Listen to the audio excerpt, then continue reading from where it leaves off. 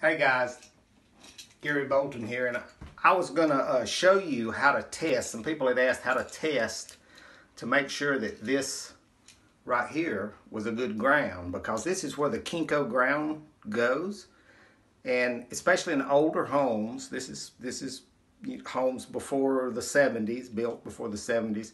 You may want to check this to make sure that you've got a good ground. And I'm going to show you first how I check it, and then I'm going to show you why I check it, and then we're going to go outside and let's just see what a ground looks like.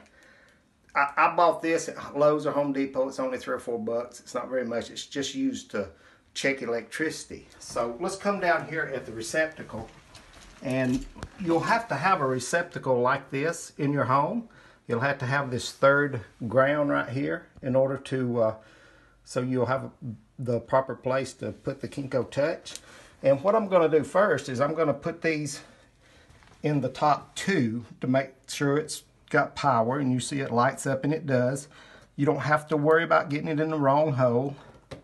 See there? Either way, as long as you stay on the top or the bottom. Now, what I need to do is check to see if this is grounded. So I'll try this one first. Nothing. So I'll try this one. And look at there. So that tells me that this is our hot. This is our common, return, ground, whatever it's got a lot of names. But it tells me when I connect the hot and this third ground, or this second ground here, that I've got a good ground here. Now, in older homes, why do you have to do that? Well, this is what the wire in the walls used to look like, 2 wires, and it only had, the receptacle only had 2 plugs. Of course, today, we've got that third plug. Now, today in the walls, what they run is called 12-2 with ground, and you see it's got the white wire and the black wire just like the older wire did, but it's also got that copper ground, and that copper ground right there is what goes to this. That's what actually grounds our Kenko ground. Now, a lot of times people would remove these old style and just replace them with a new style, but they wouldn't switch out the wires. So that plug would not work, and it wouldn't, your Kenko ground wouldn't be grounded. So there's been some discussion too about these wires. Of course, this is the hot or the supply. This is the common, the return, there's a lot of different people call it different things, and this is usually known as the ground. But the white wire and the ground wire actually go to the same place. The only one that's different is the hot wire. And I've taken the front cover off this breaker box, and what you'll notice is there's this bar right here, and all the white wires and all the copper wires, they're just randomly attached to that bar. That's because they're both grounds. So what I want to do too is I want to take you outside, and I want to show you just what a ground looks like. So what I'm going to do, this is actually the ground wire. You see it going down through there, and we're going to follow that outside. So let's go outside.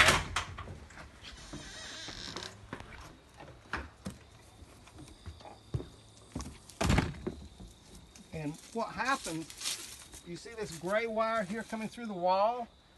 That's the wire we were looking at in there. And it goes up to the top of the masthead and attaches to the ground and goes over to the telephone pole. But it also attaches to this naked copper wire right here. You see it? It goes all the way into the ground. And this is actually has a clamp like this right here on it. And the very top of this rod right here is attached to that copper, and then it's knocked into the ground. And look at how tall that thing is. And this is what actually is grounding, or this is the first ground for your Kenko ground. I mean, look at that. Now, so this is a copper one. Some of them are made out of iron, especially the older homes or barns. But this gives you an idea of just what a ground looks like. And again, I said this is your first ground because remember, this ground is also attached to that wire up there.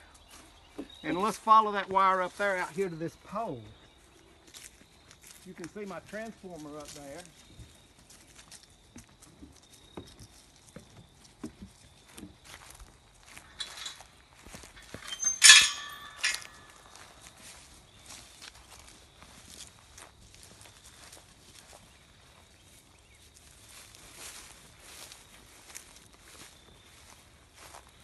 Now, this is the first pole for my house. It's got my transformer that goes over to the house. And if you follow that ground wire over here to this pole, you can see at the top that there's another copper wire attached to it, and that copper wire runs right down the side of this pole. Get a shot of this copper wire right here. It runs all the way from the top to the bottom, and it goes all the way, and this thing's buried in the ground, this pole's many feet, but at the very bottom of this pole, this copper wire, one continuous piece, is just done in a circle, has many laps on it. So not only when I ground with my Kenko Ground, am I grounding there, but I'm grounding here too. And that ground just keeps going. Every telephone pole, we're attached to every one of them. Now, I get my power from Jackson EMC. They got a little over 200,000 residential customers and over 20,000 commercial customers. Every one of them's got a grounding rod like that. And every ground is connected to every other ground. Not only that,